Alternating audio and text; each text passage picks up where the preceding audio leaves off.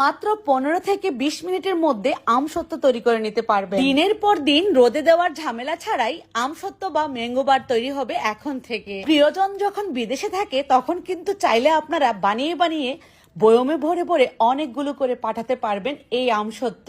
ভাবছেন এত সহজে কিভাবে বানাবো? চলুন দেখে নেই ঝটপট এই কাঁচা আমের সিজনে কিভাবে আমসত্ত্ব বা ম্যাঙ্গো বার বানানো যায় ঝটপট। এর জন্য লাগবে আমার কাঁচা আম। এখানে আমি 3-4টা একটু বড় সাইজের আম নিয়ে নিলাম। আমের খোসা ছাড়িয়ে নিয়েছি। এখন কিন্তু বাজারে অ্যাভেলেবেল কাঁচা আম পাওয়া যায় অল্প দামে। এই আম কিনে এনে অনেকগুলো করে বানিয়ে রাখতে পারেন।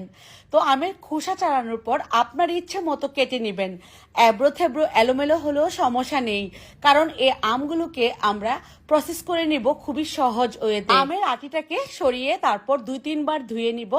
আমের মধ্যে যে আলাদা একটা কষ থাকে সেটা কিন্তু ধোয়ার পর দেখবেন যে কালচে ভাবটা থাকবে না। ধুয়ে নেওয়ার পর একটা পাত্রে দিয়ে দিচ্ছি। লবণ দিয়ে দিলে এ থেকে পানি উঠে আসবে। একটা ফোঁটা পানিও দিব না। ঢাকনা দিয়ে জাল করব 10 থেকে 15 মিনিটের মতো। এর মধ্যে আম কিন্তু একদমই নরম হয়ে যাচ্ছে, খেয়াল করুন। তারপর একটা ডাল ঘুটনি দিয়ে এভাবে করে চেপে দিবেন, দেখবেন যে আমগুলো গলে গলে যাবে। তারপর অনবরত নাড়তে হবে। নাড়তে নাড়তে দেখবেন যে আমটা একদম মিহি হয়ে গিয়েছে। খেয়াল করুন আপনারা।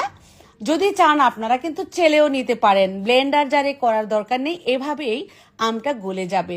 গলে যাওয়ার পর পুরোপুরি ভরে ভরে 1 কাপ পরিমাণ চিনি দিয়ে দিলাম। চিনি দেওয়ার পর দেখবেন যে অনেকটা গ্লাসি ভাব চলে আসবে আর কালারটাও সুন্দর আসবে। সব শেষে দিয়ে দিচ্ছি চিলি ফ্লেক্স। এখানে শুকনা মরিচ 2টা আপনারা কুচি করে কেটেও দিতে পারেন বা হালকা তেলে সেটাকে চিলি ফ্লেক্স করেও দিতে পারেন। এখানে আর কোনো কিছু লাগবে না আমাদের। আমসত্ত্বর জন্য এই কাঠটা রেডি হয়ে গেল। এখন একটা স্টিলের থালিতে নিয়ে নিচ্ছি। চিনি বেশি করে দেওয়ার কারণে কিন্তু আপনার 15 থেকে 20 মিনিটের মধ্যেই এটা ফ্যানের বাতাসে রেখে দিলেই জমাট বেঁধে যাবে এবং খুব সুন্দরভাবে আপনি ইজিলি উঠাতে পারবেন। ঠিক 20 মিনিটের মধ্যে বাতাসে রেখে দেওয়ার কারণে কিন্তু এটা ইজিলি উঠে যাচ্ছে। 20 মিনিট পর আপনাদেরকে দেখাচ্ছি। খুবই আলতো করে উঠাবেন যাতে করে এটা ছিঁড়ে না যায়, খেয়াল রাখবেন। তবে এমনভাবে টেনে আসছে আর ছিঁড়বে না। একদমই কিন্তু পারফেক্ট ভাবে আমসত্ত্বটা রেডি হয়ে গিয়েছে। আপনার বাসার ছোট ছোট সোনামণিদেরকে যদি আপনারা ম্যাঙ্গো বার বানিয়ে দিতে চান তাহলে কিন্তু ঠিক এভাবে অল্প সময়ে বানিয়ে দিবেন। দেখবেন যে দোকান থেকে কিনে এনে কখনোই খাবে না, আপনার এটার জন্যই বসে বসে অপেক্ষা করবে। আর অল্প সময়েও আপনি বানিয়ে দিতে পারবেন।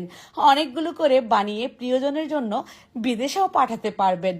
আর যদি চান আপনারা রোদে দিতে, সেক্ষেত্রে কিন্তু অনেক সময়ের ব্যাপার, রোদে দেওয়ার কোনো প্রয়োজন নেই। আমি তো বলি এটাকে আচার। এই আচারটা বানিয়ে মানে আমসত্ত্ব